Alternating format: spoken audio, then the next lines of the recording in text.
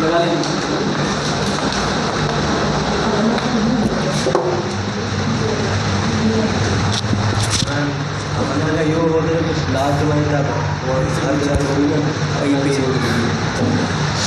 देखिएगा, पहले हम बात करेंगे सब्जेक्ट पे।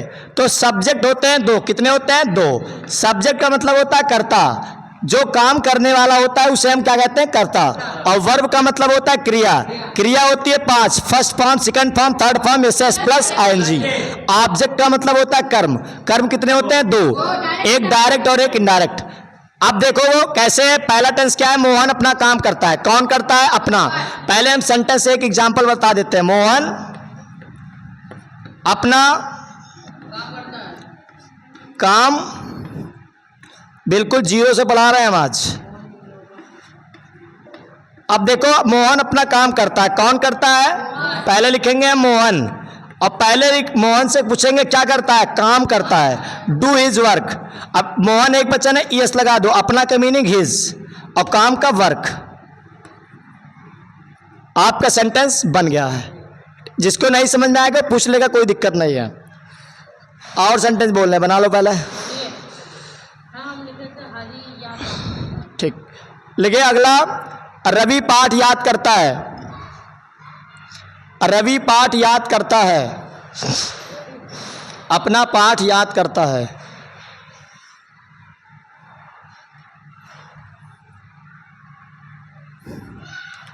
रवि अपना पाठ याद करता है।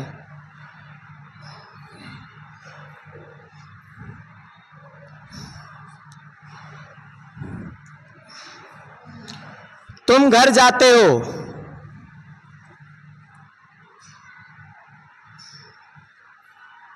तुम घर जाते हो।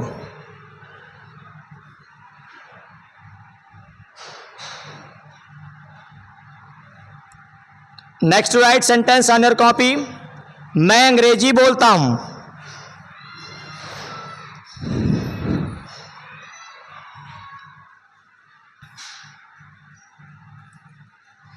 मैं अंग्रेजी बोलता हूं। Yes. Next to write sentence. लड़के पत्थर फेंकते हैं। लड़के पत्थर फेंकते हैं।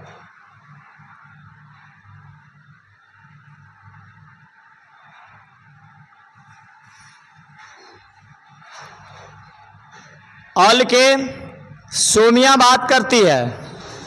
यस, सोमिया, सोमिया, सोमिया बात करती है। Next to write sentence. वह आज दिल्ली जाता है। वह आज दिल्ली जाता है।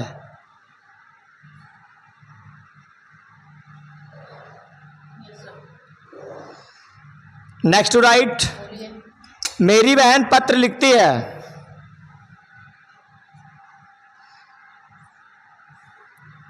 मेरी बहन पत्र लिखती है। बस 8 ही बनाना है आप लोग। अब देख लो एक बार फिर से बता देते हैं। टेंस बता दिया है, लास्ट में आपका ता आएगा, ती आएगा, ते आएगा, ताहू आएगा। तो इसी से आपको पहचान लेना है कि ये टेंस हमारा प्रेजेंट इंडेफिनिट का है। इसका रूल होता है, पहले लिखना है सब्जेक्ट। क्या लिखना है? सब्जेक्ट। सब्जेक्ट कितने होते हैं? 2। और सब्जेक्ट का मतलब क्या होता है? कर्ता। क्रिया होती है 5। कितने होती है? 5। इसमें एक वचन में यस या यस लगाते हैं। ऑब्जेक्ट का मतलब होता है कर्म। 2 ऑब्जेक्ट होते हैं, एक डायरेक्ट और एक इनडायरेक्ट। डायरेक्ट ऑब्जेक्ट का मतलब किसी चीज, किसी व्यक्ति के सामने जब हम अपनी बात को डायरेक्टली बोलते हैं, जैसे मैं यहाँ पे डायरेक्ट बोलता हूँ। इनडायरेक्ट का मतलब होता है किसी बात को सुनकर अलग तक पहुंचाना, उसे हम कहते हैं इनडायरेक्ट। सेंटेंस बन गया? ठीक है, कॉपी लास्ट में चेक होगी, बना लो बेटा सब लोग। जिसको डाउट होगा मैं बता दूंगा, ठीक है? बैग पे आके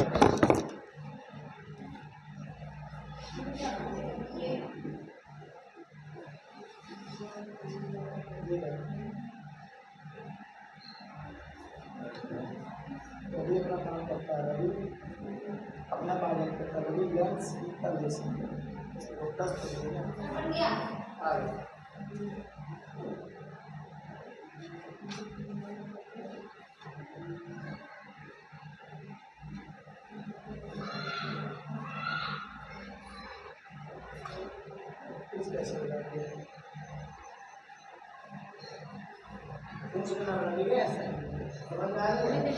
कोई दिक्कत नहीं, बनाओ कुछ भी बनाओ, बस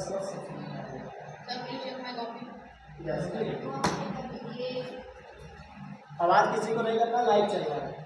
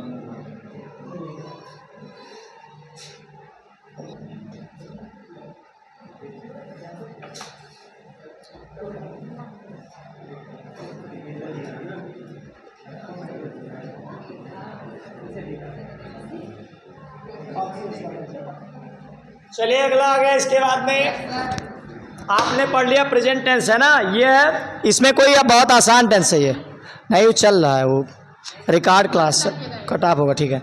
देखिए आपका ये अफर्मेटिव का टेंस था, क्या था अफर्मेटिव का, और इसके पहले एक बार प्रीपोजिशन दोहराते हैं हम, preposition and opposition two differences. How will I discuss today about of preposition. Preposition जो सेंटेंस के वाक्यों में जोड़ने का काम करता है, जैसे on, upon, into, beside, besides, between, among, to, into, left, left भी आता है प्रीपोजिशन में, एज लॉन्ग एज, पहले आपके प्रीपोजिशन में ऑन आता है। क्या आता है? ऑन। ऑन का प्रयोग हम वहां पे करते हैं जहां पे कोई चीज किसी स्थान पर रख दिया जाए।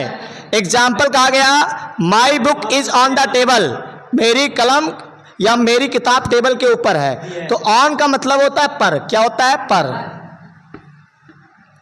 और ये ऑन वहीं पे लगेगा जहां पे कोई चीज गतिशील ना हो, मतलब किताब रख देंगे तो वहीं रखी रहेगी, तो यहां पे ऑन का प्रयोग करते हैं। अपान आएगा इसके बाद में आपका। अपान का मतलब होता है मोस्टिंग, गत करना। कहा गया the snake is climbing upon the tree, या हाँ, सांप जो है वो कहाँ चढ़ रहा है? पेड़ पे। तो जब चढ़ रहा है तो गत तो कर रहा है, तो यहाँ पे क्या लगाएंगे? अपान। इसके बाद आता है एट। एट का प्रयोग छोटे स्थान, एट का प्रयोग छोटे स्थानों, छोटे गांव, छोटे कस्बों, वहां पे हम एट लगाते हैं। जैसे मान लीजिए कहा गया आई लिव एट रामपुर, मैं रामपुर में रहता हूं, या आई लिव एट होम, मैं घर में रहता हूं। तो छोटे स्थानों के लिए, छोटे गांव के लिए, छोटे कस्बों के लिए, छोटे प्लेसेस के लिए हम एट का यूज करते हैं। एट के बाद आपका आता है इन। इन का मतलब होता है मैं। जैसे कहते हैं I live in Delhi, I live in India, है ना। इन का प्रयोग होता है बड़े देश, बड़े प्रदेश, बड़े देशों या बड़े प्लेसेस के लिए इनका प्रयोग करते हैं। मैं भारत में रहता हूं, मैं दिल्ली में रहता हूं, तो दिल्ली बड़ा प्रदेश है, बड़े स्थान है, तो वहां पे इनका प्रयोग करते हैं। इसके बाद आपका आता है डिसाइड। इसका मतलब होता है पास। कहा गया मैं अपने भाई के पास बैठा हूं, मैं अपने भाई के साथ बैठा हूं। I am sitting beside my brother, मैं अपने बहन के पास खड़ा हूं। I am standing beside my sister. Beside का मतलब पास, कोई चीज किसी के पास में हो तो वहां पे बिसाइड लगाते हैं। क्या लगाते हैं? बिसाइड। इसके बाद आपका आता है बिसाइड्स। इसका मतलब होता है के अतिरिक्त या के अलावा। मैं नौकरी भी कर रहा हूं और पढ़ा भी रहा हूं, तो दोनों काम तो कर रहा हूं। जब हम दो चीज करते हैं, मैं जॉब भी कर रहा हूं, मैं पढ़ाई भी कर रहा हूं, मैं ग्रेजुएशन के साथ आईएएस की प्रिपरेशन भी कर रहा हूं, तो उसके साथ तो वहां पे क्या लगाते हैं? बिसाइड्स। मैं बाजार गया, कपड़े भी खरीदा और सब्जी भी खरीदा, तो दो चीज नहीं हो गया, तो यहाँ पे क्या लगाएंगे? बिसाइड्स। यस लगाने वाला वो प्लूरल नहीं है, इसमें यस लग जाने के बाद इसका मतलब हो जाएगा अलावा, और ये बिसाइड का मतलब पास। किसी व्यक्ति के पास जब हम खड़े होते हैं या पास में होते हैं तो वहां पे बिसाइड का यूज करते हैं। आगे आपको समझ में कोई दिक्कत? नहीं दिक्कत। अगला चलेंगे, हम पढ़ेंगे एपोजिशन। What is apposition? आपका सिंथेसिस आता है 11, 12, 12, 11 सम्मा है सब आपका सिंथेसिस। इसका मतलब होता है वाक्य संश्लेषण। पेपर में अगर लगाना है, वाक्य संश्लेषण। पार्टिसिपल 3 होते हैं। पार्टिसिपल होता है, पार्टिसिपल नहीं होता है। ज्यादातर टीचर क्या बोलते हैं? Participle. This is a very wrong, you can not speak up like this. Participle 3 होते हैं, present, past, perfect. Present participle में आईएनजी लगेगा, पास्ट पार्टिसिपल में वर्ब की थर्ड फॉर्म, परफेक्ट पार्टिसिपल में हैविंग प्लस वर्ब की थर्ड फॉर्म। समझे? अब परफेक्ट पार्टिसिपल पहले डिस्कस करेंगे। पहले प्रेजेंट। प्रेजेंट पार्टिसिपल का पहचान ये है कि जब दो काम एक समय में हो रहा हो, मैं खा भी रहा हूं, बोल भी रहा हूं, तो ये I am eating and speaking, ये प्रेजेंट पार्टिसिपल है कि एक ही समय में हम दो काम को कर रहे हैं, तो that's I we can say this is a present participle, है ना। इसके बाद परफेक्ट पार्टिसिपल। परफेक्ट पार्टिसिपल का मतलब ये होता है कि कोई आदमी एक काम को करने के बाद जब दूसरे काम को शुरू करता है, and the first work and completed and second word of start. एक काम करने के बाद जब कोई व्यक्ति दूसरा काम को शुरू करता है तो वो परफेक्ट पार्टिसिपल होता है। कोई भी पूछता, दिमाग में रख लीजिए, अगर एक क्वेश्चन कर दे तो हिला दो, पूरा तबाही मचा दो। देखिए अब आपका हो गया एग्जाम्पल, खाना खाने के बाद मैं घर आ गया। Having eaten the food I came to home. अंग्रेजी बोलने के बाद मैं लंदन चला गया। Having spoken the English I went to London. एक काम करने के बाद जब दूसरे काम को शुरू करता है तो वो परफेक्ट पार्टिसिपल में आता है। इसके बाद डिग्री पढ़ेंगे हम। पास्ट पार्टिसिपल कहा गया माई पेन वॉज लॉस्ट, मेरी कलम खो गई थी। आई फाउंड या आई फाउंड अ पेन, मैंने एक कलम पाया। माई पेन वॉज लॉस्ट, मेरी कलम खो गई थी, मैं खोई हुई कलम को एक पाया। जब दो टेंस से एक टेंस को बनाते हैं उसी को वाक्य संश्लेषण कहते हैं। तो पास्ट में दो टेंस रहेगा, आपको एक टेंस बनाना, तो आप ये बोलेंगे I found a lost pen, मैंने खोई हुई कलम को पाया। समझ में आया? अब हम डिग्री पढ़ेंगे, इसी में सब खत्म कर देंगे। डिग्री का मतलब वो डिग्री नहीं जो बीए बीटेक कर लो, ये डिग्री आपका आता है इंग्लिश के ग्रामर में होता है। डिग्री तीन होती है, एक पॉजिटिव, पी से पॉजिटिव, सी से कंपैरेटिव, यस से सुपरलेटिव। आप फुल फॉर्म इसका है यस, यहां से शुरू करेंगे, पी सी पीसीएस। पीसीएस का मतलब पी से पॉजिटिव, सी से यस से सुपरलेटिव। पी का मतलब पॉजिटिव, पॉजिटिव में सो एज क्या आएगा? ये सो एज या एज एज, सो एज या एज एज से पॉजिटिव है। कंपैरेटिव में ईआर, देन सुपरलेटिव में आएगा मोस्ट, और मोस्ट से पहले दा लगेगा। जैसे कहा गया गुड, गुड का मतलब होता है अच्छा, बेटर का मतलब और अच्छा, और बेस्ट का मतलब सबसे अच्छा। समझ में आ गया ना? ये आपका adverbial phrase, sentence to divide, it is a schedule of sentence, we can proof it. कैसे प्रूफ करेंगे हम? How will I proof it? जैसे आपका हो गया example, you write of very very, कहते हैं very very beautiful, this is a wrong, यह गलत है, क्योंकि वेरी का मतलब क्या है? बहुत। जब वेरी का मतलब बहुत हो गया तो आपको बार बार वेरी वेरी नहीं लिखना है। बर्थडे उड्डे मनावत हैं भैया लोग तो लिखते हैं वेरी वेरी वेरी, हैं वेरी वेरी नाइस, लिखते हैं happy birthday, most better is your life and very very happy in your life. मतलब कितना खुश कह दे अपने व्यवहारिक की पूरा हिली जी है इसे। ऐसा नहीं है, आप बेरी एक ही बार लिखेंगे, क्या करेंगे? एक ही बार। आज से बेरी केवल एक बार, और बेरी भूल जाओ, है ना? देखते होंगे बेरी बेरी होता नहीं है, बेरी बेरी नाइस, बेरी होएगा, बेरी मतलब बहुत हो गया, बार बार मत लिखो। चलो अगला देखेंगे। टेंस आपने प्रेजेंट पढ़ लिया, नेगेटिव में आता है do not, does not. Do not बहुवचन में, डज नॉट एक वचन में। डू नॉट को बोलेंगे don't, I don't speak, I don't write, I don't go to home.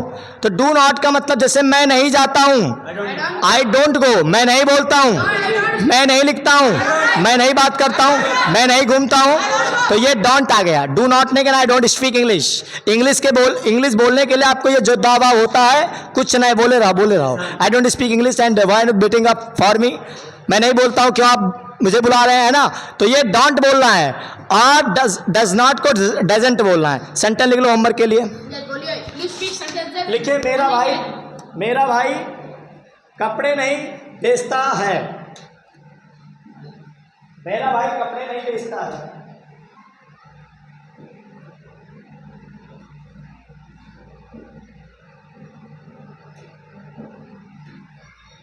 मेरा भाई कपड़े नहीं बेचता है। तुम बहस नहीं करते हो,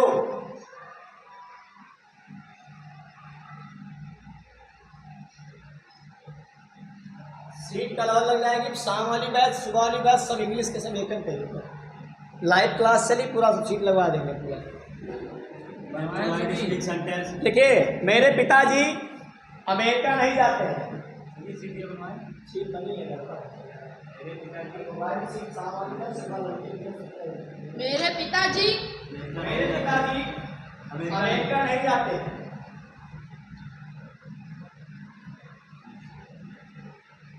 तुम्हारी बहन मेरे साथ नहीं पढ़ती है, तुम्हारी बहन मेरे साथ नहीं पढ़ती है।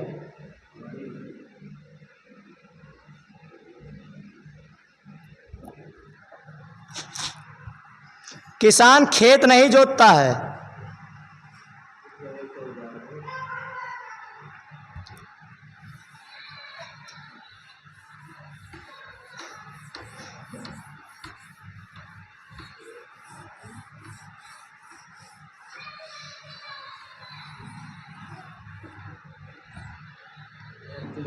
वह आज यहां नहीं आता है।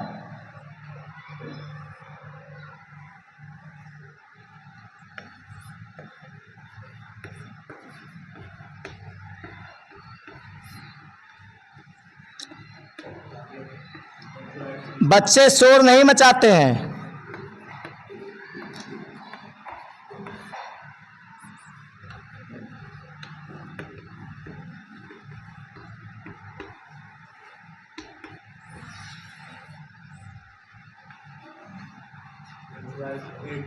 हम उसे नहीं बुलाते हैं।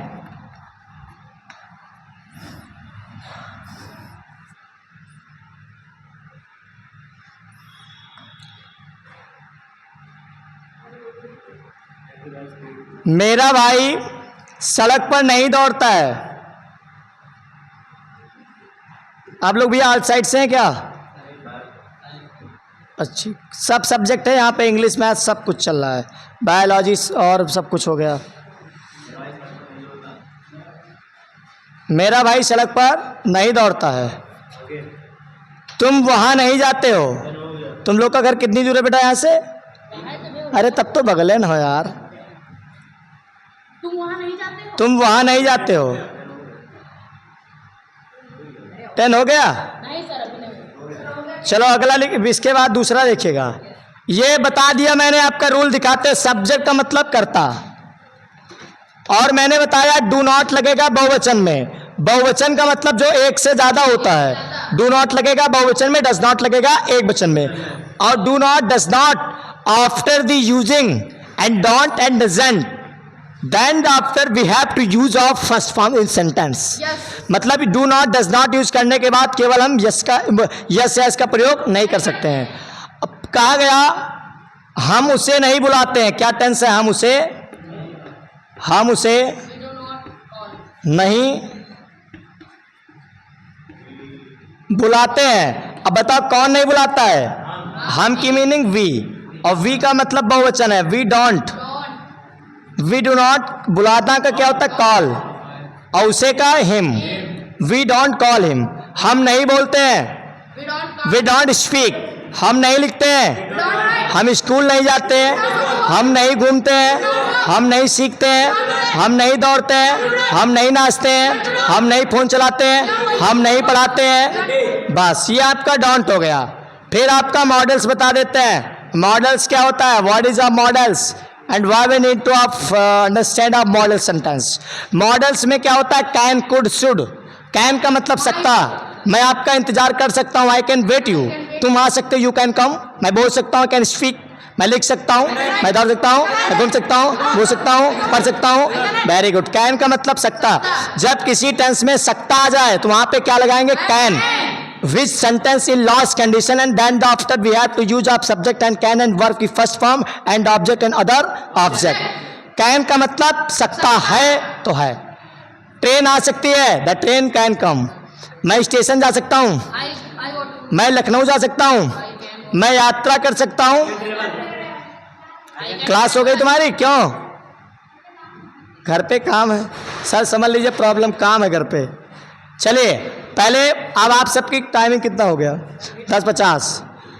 कैन आपने पढ़ लिया, लेकिन जब कैन से पैसिव बनाएंगे तो कैन भी होगा, और बी का मतलब होता है होना। बी का मतलब होना। जैसे मुझे एक अध्यापक होना है, we have to be a teacher. Have to be मतलब होता है होना है, ठीक है, ये अलग रूल है। कैन भी मतलब होता है बन सकता है। मैं एक डॉक्टर बन सकता हूँ, I can be a teacher. मैं एक शिक्षक बन सकता हूँ, मैं एक डॉक्टर, मैं एक डीएम बन सकता हूँ, I can be a DM, है ना। अब ये रूल आपका ऐसे बनाना है, that's the follow, you have to speak of English with any people, ठीक है। इसके बाद में आपको काम मिल गया है, और अभी ग्रुप पे जो लोग नहीं जुड़े, जो ऐड कर लेंगे उस पर वर्क जाएगा। ओके, गर्मी काफ़ी है, so now you can go. Class आज थोड़ा कम लिया है।